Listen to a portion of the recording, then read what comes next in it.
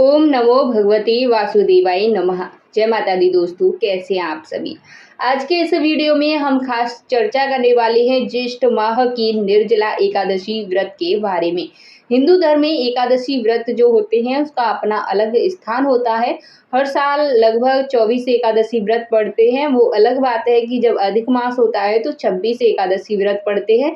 लेकिन एकादशी ऐसी भी आती है जिसका व्रत साल में सभी एकादशियों का सुफल प्राप्त करने वाला होता है। तो वो एकादशी होती है निर्जला एकादशी, जिसे हम निर्जल एकादशी के नाम से जानते हैं। और जिस एकादशी का व्रत करने मात्र से आपके जितनी भी एकादशियां होती हैं उन सभी का फल आपको प्राप्त होता है। एकादशी व्रत से जुड़ी कुछ महत्वपूर्ण जानकारियां मैंने पहले के वीडियो में आप सभी से शेयर की है। अगर आपने उन वीडियो को अभी तक नहीं देखा है तो आप जाकर के उन वीडियो को निसंकोच होकर के देख सकते हैं। देखिए, आज के इस वीडियो में हम खास चर्चा करेंगे कि एकादशी तिथि कब है और किस तिथि को एकादशी का व्रत रखा जाएगा, क्योंकि 2 दिन इस बार एकादशी तिथि होने की संभावना है। तो ऐसे में आपको कौन से दिन निर्जला एकादशी का व्रत रखना है और साथ ही साथ एकादशी तिथि से जुड़ी पूजा विधि, शुभ मुहूर्त और पारण विधि के बारे में जानकारी आपको आज वीडियो में प्राप्त होगी। साथ ही साथ आपको बताएंगे कि इस एकादशी के व्रत में आपको कौन से नियमों का पालन करना चाहिए और फलाहार कर सकते हैं, जल पी सकते हैं, क्या क्या कर सकते हैं, क्या नहीं कर सकते हैं और कौन कौन से नियमों के साथ साथ आपको किन बातों का ध्यान रखना है। ये सारी जानकारी आज के पूरे वीडियो के अंत तक आपको प्राप्त होने वाली है। तो निवेदन करती हूँ कि आप पूरा अंत तक वीडियो जरूर से देखिएगा और पहली बार अगर आप इस वीडियो को देख रहे हैं तो वीडियो को लाइक करने के साथ साथ चैनल को अगर सब्सक्राइब नहीं किया तो जल्दी से सब्सक्राइब जरूर कर लें। और हाँ, कमेंट बॉक्स में भगवान विष्णु की जय लिखना आप बिल्कुल न भूलें। और आपका कोई प्रश्न है तो आप अपना प्रश्न भी कमेंट बॉक्स के माध्यम से मुझ तक पहुंचा सकते हैं। तो आप सभी को इसी तरह से हिंदू धर्म से जुड़ी, पूजा पाठ से जुड़ी जानकारी इस चैनल के माध्यम से मिलती रहेंगी। तो चलिए अब देर न करते हुए मैं आपको बता देती हूँ निर्जला एकादशी व्रत से जुड़ी संपूर्ण जानकारी। देखिए, जो निर्जला एकादशी होती है ये ज्येष्ठ महीने के शुक्ल पक्ष की एकादशी को पड़ती है और सभी प्रकार की कामनाओं को पूर्ण करने वाली ये एकादशी होती है, जिसमें कि पानी पीना भी वर्जित होता है। इसीलिए इस एकादशी को निर्जल एकादशी के व्रत के नाम से जाना जाता है। इस बार एकादशी तिथि 17 जून सोमवार को सुबह 4:44 से लग रही है और 18 जून मंगलवार को सुबह 6:02 पर समाप्त होगी। जबकि एकादशी तिथि 2 दिन तक पड़ती है, तो ऐसे में आप बहुत सोच समझ कर ही आपको उपवास रखना चाहिए। और इस बार 18 जून मंगलवार को ही एकादशी का व्रत रखा जाएगा। हालांकि बहुत से लोग जिस दिन एकादशी तिथि लगती है उसी दिन व्रत रख लेते हैं, लेकिन इस बार एकादशी व्रत यदि आप 17 जून को रखना चाहते हैं तो 18 जून को आप दोपहर 1 बजे से पहले व्रत का पारण नहीं कर सकते, क्योंकि द्वादशी तिथि के दिन उस समय तक हरिवासर रहेगा। और द्वादशी तिथि 18 जून मंगलवार को सुबह 6:20 से शुरू होगी। इसी के साथ हरिवासर का समय शुरू हो जाता है और 19 जून बुधवार को सुबह 7:20 पर ही द्वादशी तिथि समाप्त होगी। हरिवासर द्वादशी तिथि के प्रथम 1/4 पहर को कहते हैं और 18 जून मंगलवार को दोपहर 12 बजे तक हरिवासर समाप्त हो जाएगा। जो लोग 18 जून को व्रत पारण करना चाहते हैं उन्हें 1 बजे से 3 बजे के बीच में पारण करना होगा। इससे पहले आप जल या अन्न ग्रहण नहीं कर सकते, इसीलिए आपके लिए बेहतर यही होगा कि आप 18 जून को ही व्रत रखें और 19 जून बुधवार को व्रत का पारण किया जाएगा। सुबह 5:45 से 7:28 के बीच में जब भी एकादशी 2 दिन होती है, तो ऐसे में जिस दिन सूर्योदय से पहले एकादशी और सूर्योदय के बाद द्वादशी तिथि लग रही होती है उसे शुद्ध और दूजी एकादशी कहते हैं। सभी वैष्णव जनों को इसी दिन व्रत रखने की सलाह दी जाती है और जो गृहस्थ जन हैं इस दिन उपवास रखते हैं। तो आपको आपके इस प्रश्न का उत्तर तो मिल गया होगा कि आपको इस बार निर्जला एकादशी का व्रत कब रखना चाहिए। अब सुनिए निर्जला एकादशी व्रत की कथा। तो आपको निर्जला एकादशी व्रत की कथा सुना देती हूँ, फिर उसके बाद इसका महत्व और पूजा विधि बताऊंगी। तो निर्जला एकादशी व्रत की जो कथा है, इस कथा को ध्यान से आप सुनिए। व्रत की पौराणिक कथा के अनुसार श्री सूत जी महाराज शौनक आदि ऋषियों को कथा सुनाते हुए कहने लगे, हे ऋषि, अभी सभी व्रतों में सबसे श्रेष्ठ और सभी एकादशियों में सबसे उत्तम निर्जला एकादशी की कथा है। सो सुनो। एक बार पांडव पुत्र भीमसेन ने व्यास से कहा, हे महाज्ञानी पितामह, मेरे चारों भाई युधिष्ठिर, अर्जुन, नकुल, सहदेव और मेरी माता कुंती तथा मेरी पत्नी द्रौपदी एकादशी के दिन कभी भी भोजन नहीं करती। वे मुझे सदा ऐसा ही करने को कहते हैं। मैं उनसे कहता हूँ कि मुझसे तो भूख सही नहीं जाती। दान और विधिवत भगवान की पूजा आराधना करूंगा। सो कृपा पूर्वक मुझे ऐसा कोई उपाय बताइए मुनिवर कि उपवास किए बिना मुझे एकादशी के व्रत का फल प्राप्त हो सके। तो व्यास जी बोले, हे भीमसेन, अगर तुम नरक को बुरा और स्वर्ग को अच्छा समझते हो और अंत में मोक्ष की कामना भी रखते हो तो दोनों पक्षों की एकादशी को भोजन मत करो।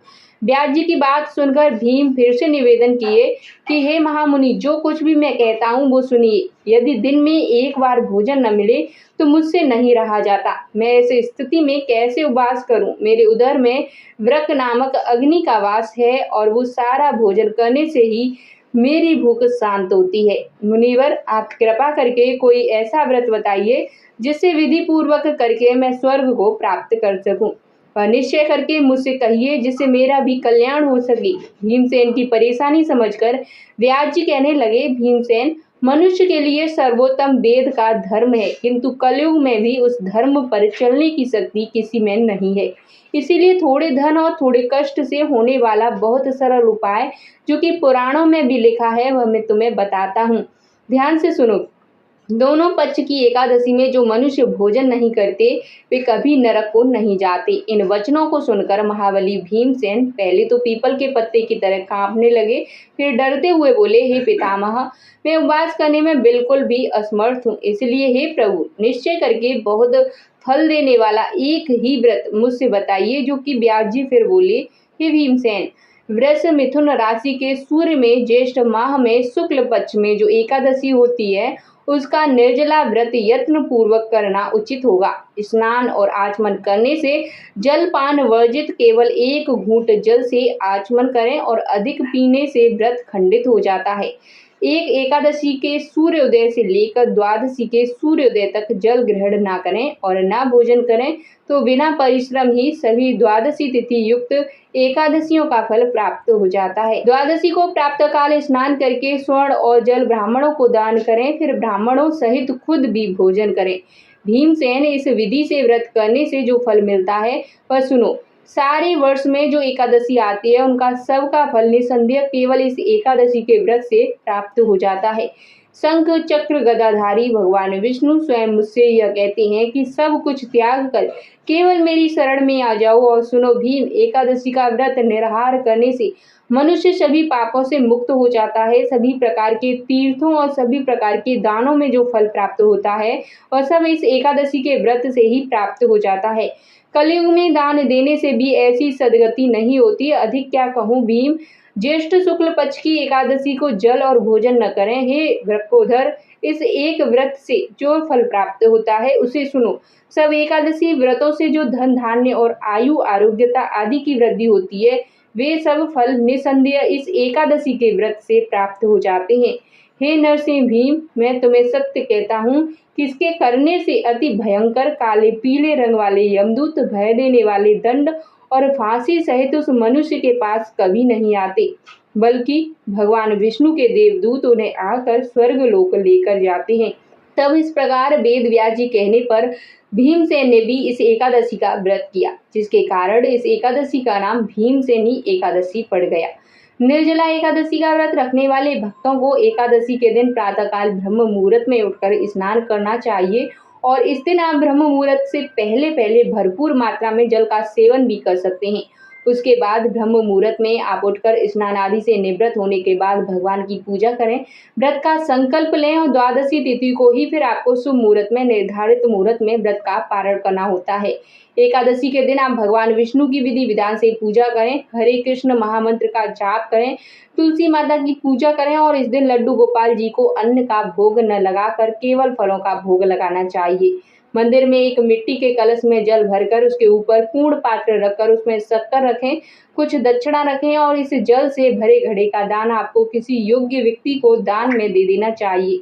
एकादशी के दिन आप स्वयं निर्जल रहकर जल का दान यदि करते हैं तो आपको 24 की 24 एकादशी व्रतों का पुण्य फल प्राप्त हो जाता है। और जल के अलावा आप इस दिन फलों का, गर्मी में काम आने वाली वस्तुओं का, जैसे पंखा, छतरी, चप्पल आदि का दान कर सकते हैं। आप आज के दिन अपने पितरों के निमित्त शाम के समय एक दीपक जरूर जलाएं और शाम की पूजा भी विधि विधान से करें। ध्यान रखें, बिना मंत्रों के जाप के या बिना कथा के व्रत अधूरा रहता है। तो सुबह और शाम दोनों ही समय आपको व्रत की कथा पढ़नी और सुननी चाहिए। अगले दिन निर्धारित मुहूर्त में व्रत का पारण करने से पहले आपको ब्रह्म मुहूर्त में उठकर या सूर्योदय से पहले उठकर भगवान विष्णु की एक बार फिर से पूजा करनी चाहिए। दान में दी जाने वाली सामग्री, जिनमें आप तिलों का, आदि का, हल्दी का दान इत्यादि कर सकते हैं। विशेष रूप से आपको मंदिर में दान दक्षिणा रखने के बाद किसी योग्य व्यक्ति को अपने घर पर आमंत्रित करके या किसी योग्य पुजारी जी को अपने घर पर या वैष्णव जन को अपने घर पर आमंत्रित करके उन्हें भोग प्रसाद देकर, दान दक्षिणा देकर संतुष्ट करने के बाद व्रत का जो पारण मुहूर्त आपको बताया गया है उसमें स्वयं व्रत का पारण करना चाहिए। और व्रत का पारण करते समय आपको अपने हाथ में जल और तुलसी पत्र रखकर उसी से व्रत का पारण करना होता है। इसके बाद आप थोड़ी-थोड़ी मात्रा में लिक्विड चीज़ों का सेवन कर सकते हैं, जैसे कि आप दूध या जल का सेवन कर सकती हैं। एक साथ बहुत अधिक मात्रा में आप जल या दूध या कोई भी लिक्विड चीज़ न लें।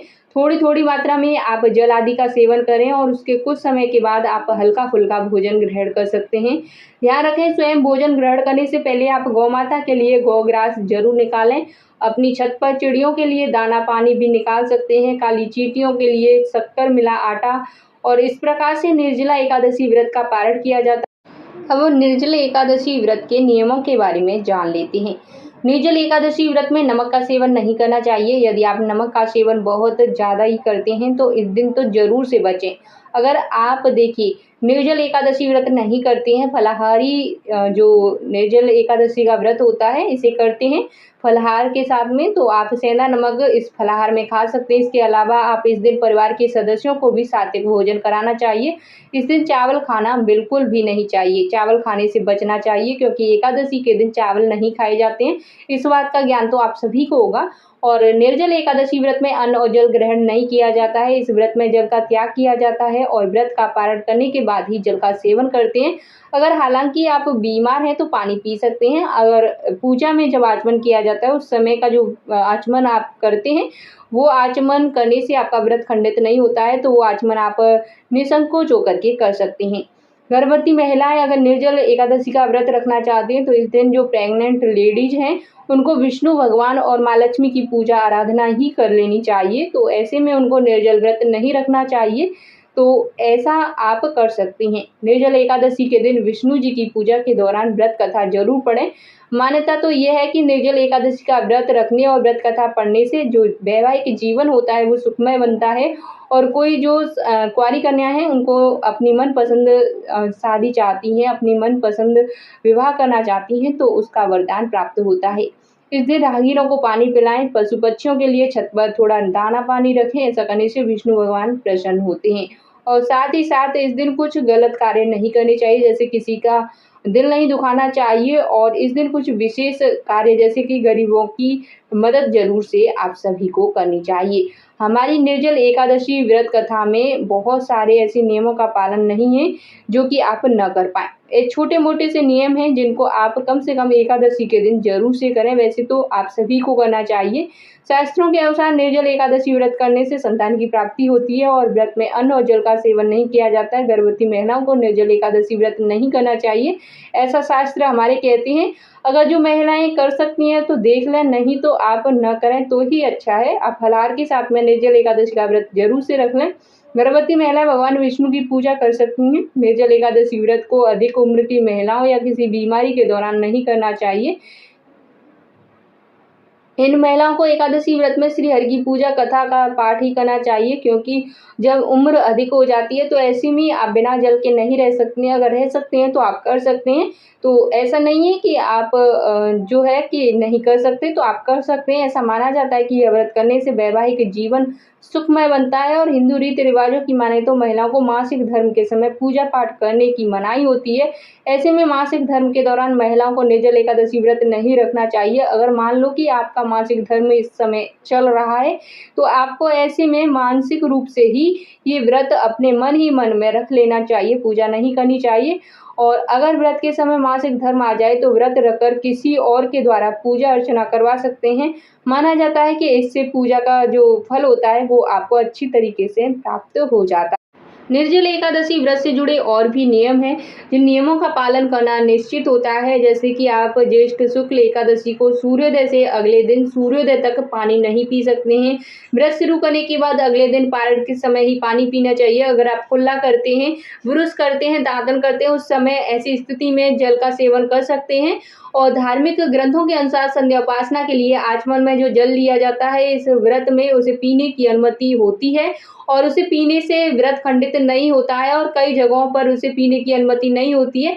आपके यहाँ पर जिस तरीके से रखा जाता है आप उस हिसाब से इसे रख सकते हैं। निर्जला एकादशी के दिन तुलसी के पौधे को जल अर्पित नहीं करना चाहिए, क्योंकि इस दिन तुलसी जी हैं जो कि भगवान विष्णु के लिए व्रत रखती हैं। आप सभी को पता है कि तुलसी जो है माँ लक्ष्मी का स्वरूप मानी जाती हैं, जो वृंदा रूप में धरती पर अवतरित हुई थी, तो वो व्रत रखती हैं। तो इस दौरान तुलसी में जल देना वर्जित माना जाता है। तुलसी की परिक्रमा कर सकते हैं, पूजा अलग से कर सकते हैं, दीपक जला सकते हैं, परंतु इसमें जल नहीं देना है, इस बात का ध्यान रखना है। और ना ही इस दिन तुलसी के जो पत्ते हैं वो तोड़ने, एक दिन पहले ही तोड़ कर रख लें और उनको भगवान विष्णु की पूजा में जरूर से शामिल करें। बिना तुलसी पत्र के भगवान विष्णु की पूजा मान्य नहीं होती है, ऐसा कहा जाता है। अगर किसी के घर तुलसी जी नहीं है तो ऐसे में आप ऐसी स्थिति में कर सकते हैं, जैसे कि फ्लैट वगैरह में रहते हैं तो नहीं है, तो आप ऐसी स्थिति में रख सकते हैं। और इस व्रत में ज्यादातर महत्व होता है गोदान का, ये एक नियम होता है। लेकिन जो लोग गोदान नहीं कर पाते हैं वे भक्त इस समय लोगों के जलपान कराते हैं, प्याऊ लगाते हैं और लोगों को पानी पिलाते हैं। इस दिन भगवान विष्णु की पूजा के बाद दान पुण्य के बाद समाज सेवा की जाती है। मान्यता तो ये तक है कि पितृदोष चंद्र दोष दूर होता है। और इस दिन कहीं जल का अव्यय हो रहा है तो उसे रोकें, वृक्षों का भी संरक्षण करें। और निर्जला एकादशी के दिन गंगा जल से स्नान करने का महत्व है। इस दिन गंगा स्नान करने की स्थिति नहीं है तो शुद्ध जल में गंगा जल मिलाकर स्नान करें। निर्जला एकादशी के दिन जल देवता वरुण देवता की पूजा की जाती है। साथ ही इस दिन श्री हरि विष्णु के साथ माँ लक्ष्मी की पूजा करें। इसके बाद श्री कृष्ण विश्व देवगढ़ का जलाभिषेक कर पूजा करें। इस दिन पीपल के पेड़ को जल अर्पित जरूर से करें, उसकी पूजा जरूर से करनी चाहिए। मान्यता तो ये है कि ऐसा करने से कर्ज से मुक्ति मिलती है। और इस दिन वृक्ष रोपण कर जल से उन्हें सूचना चाहिए। और पीपल, बरगद, नीम, कैत का पौधा लगाना शुभ होता है। निर्जल एकादशी के दिन अन्न, वस्त्र, जल, छाता, फल इत्यादि का दान करना चाहिए। ये नहीं कि आप इतना ही दान करें, कम से कम भी कर सकते हैं, अपनी सामर्थ्य के अनुसार कर सकते हैं। इस दिन कलश में जल भरकर उसे सफेद वस्त्र से ढककर चीनी और दक्षिणा के साथ किसी ब्राह्मण को दान जरूर से दें। इस साल भर की सभी एकादशियों का फल इस एकमात्र दान से प्राप्त होता है। और किसी भी एकादशी के दिन वैसे तो चावल नहीं खाना चाहिए। और खासकर निर्जला एकादशी के दिन भूलकर भी आपको ऐसा कार्य नहीं करना चाहिए, क्योंकि एकादशी के दिन चावल खाने से अगले जन्म में कीड़े मकोड़ों के रूप में जन्म लेना पड़ता है। क्योंकि इस दिन चावल खाना वर्जित माना जाता है, क्योंकि चावल इस दिन खाने जो होते हैं वो श्रापित होते हैं। निर्जल एकादशी के दिन नमक खाना निषेध है। नमक खाने से एकादशी का फल जो है नष्ट हो जाता है। और इस दिन सिर्फ सात्विक फलाहार ही करना चाहिए। एकादशी व्रत के दिन मसूर की दाल, मूली, बैंगन, प्याज, लहसुन, शलजम, गोभी और सेम का सेवन भी नहीं करना चाहिए। निर्जल एकादशी व्रत के दिन पहले यानी कि दशमी के दिन ही तामसिक मांसाहारी भोजन का त्याग कर देना चाहिए। इस दिन मदिरा का सेवन और कोई अन्य नशा नहीं करना चाहिए। अगर आप हिंदू धर्म से जुड़े हुए हैं और आप इस तरीके के भोजन करते हैं, यानी कि व्रत वाले दिन नहीं करते हैं, बाकी अन्य दिनों करते हैं, तो आपको प्लीज ऐसा नहीं करना चाहिए। कभी भी तामसिक मांसाहारी भोजन का सेवन नहीं करना चाहिए। आप नियम धारण कर सकते हैं। अगर नहीं कर पाते हैं तो खासकर आप फिर इन दिनों में तो जरूर से ही कर लें, जैसे व्रत वाले दिन। तो निर्जल एकादशी के दिन मन, वचन, वाणी और कर्म से ब्रह्मचर्य का पालन करना चाहिए। इस दिन भूल कर भी स्त्री प्रसंग नहीं करना चाहिए। और व्रत की रात सोए नहीं, पूरी रात भगवान विष्णु माँ लक्ष्मी का ध्यान करें। किसी के प्रति मन में बुरे विचार न लाएं, चुगली न करें, ना ही क्रोध करें, वहीं वाद विवाद से बचें, बिल्कुल दूर रहें। इस दिन पलंग पर नहीं सोना चाहिए, भूमि पर ही आराम करना चाहिए। इस दिन पान भी नहीं खाना चाहिए, क्योंकि पान खाने से मन में रजोगुण की प्रवृत्ति होती है। और एकादशी व्रत में सात्विक रहना चाहिए। इस दिन झाड़ू और पोंछा नहीं लगाना चाहिए, इससे चींटी आदि सूक्ष्म जीवों की मौत हो सकती है, जिससे छोटे छोटे जीवों की हत्या का दोष लगता है। इस दिन बाल नहीं कटवाने चाहिए, न लकड़ी का दातुन करना चाहिए। नींबू, आम या जाम के पत्ते चबाकर कुल्ला कर लें और उंगली से गला साफ कर लें। इस तरीके से आप निर्जल एकादशी व्रत के दिन कर सकते हैं। उम्मीद है कि आज के वीडियो में बताई गई जानकारी से आपको संतुष्टि मिली होगी और पूरा वीडियो देखने के लिए आपका दिल से धन्यवाद। और अभी तक वीडियो को लाइक नहीं किया तो वीडियो को लाइक करके चैनल को सब्सक्राइब जरूर करें और प्यारे प्यारे से कमेंट जरूर से करें। जो भी प्रश्न है प्रश्न आप कमेंट के माध्यम से पूछ सकते हैं, उसका रिप्लाई जरूर से आप सभी को मिल जाएगा। और आगे आपको इस वीडियो में व्रत से जुड़ी हुई कथाओं के बारे में भी जानकारी मिलेगी, वीडियो मिलेंगे तो आप उनका भी श्रवण कर सकते हैं, उनको ध्यान से देखें। और पहले के वीडियो अगर आपने अभी तक नहीं देखे हैं तो उनको भी जरूर ध्यान से देख लें, ताकि निर्जल एकादशी व्रत से जुड़ी एक एक जानकारी आप तक सही सटीक तरीके से पहुंच जाए। मिलते हैं आपसे नेक्स्ट वीडियो में, तब तक के लिए धन्यवाद। और कमेंट बॉक्स में जय माता रानी जरूर लिखिए।